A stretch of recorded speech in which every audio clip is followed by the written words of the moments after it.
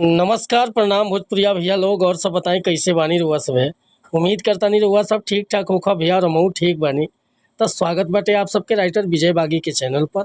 और आज उपस्थित बानी भैया रउआ सबके बीच में लेके ठेठ देहाती भोजपुरी धोबी गीत।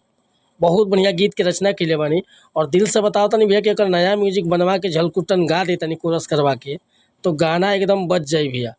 तो चलिए देर ना करते हुए मैटर के शुरुआत कइल जा कि कैसे ए गीत के गावे के बा, का एकर धुन बा, का लय बा। लेकिन वीडियो स्टार्ट करे से पहले भैया एगो बात बतावल चाहब।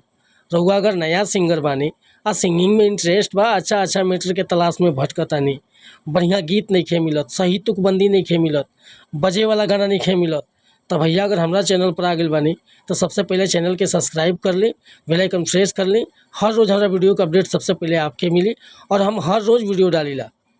और वह जैसन भी प्रकार के मैटर लिखवा होगा, sad song, love song, orchestra song, romantic song, धोबी गीत, पूर्वी गीत, निर्गुण गीत, चाहे भक्ति भजन, हर तरह के गीत मिली हमारा पास।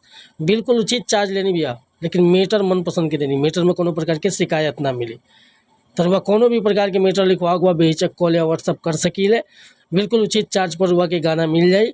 नंबर हम अपन डिस्क्रिप्शन में दे दिले बनी। देखिए आज के मैटर कैसे गाओ के बाटे। एगो देवर अपना भौजाई से बड़ा भाव में कहता कि हे भौजी, अरे तोहरा से नीक तोहर छोट की बहिन हो, अल्लाह गेलियू हमर के बहुत हसीन हो। अच्छा, अरे तोहरा से नीक तोहर छोट की बहिन हो, अल्लाह गेलियू हमर के बहुत हसीन हो। भौजी कोनो चक्कर चलाई दीह तू, आयसो लगने में बैंड बजावाई दीह तू, दूगो लव करे वाला के मिलाई दीह तू, आयसो लगने में बैंड बजावाई दीह तू। तो भैया ये मुखड़ा लेकर हुआ सबके बीच में उपस्थित रहनी हो। अगर ये मुखड़ा पसंद बा, फुल गीत लिखवावे के चाहता नहीं तो बेहिचक हमरा व्हाट्सअप नंबर पर संपर्क कर सकीले। और व्हाट्सअप के नंबर बाटे 8874473128 और डिस्क्रिप्शन में भी हम अपन नंबर दे दिले बानी। तो कोनो प्रकार के मैटर लिखवाओ के बाद, जैसे पर्सनल मैटर, ट्रैक पर, नया सॉन्ग, चाहे म्यूजिक बनवाओ के बाद, तो बेहिचक रुआ कॉल या व्हाट्सअप कर सकता नहीं।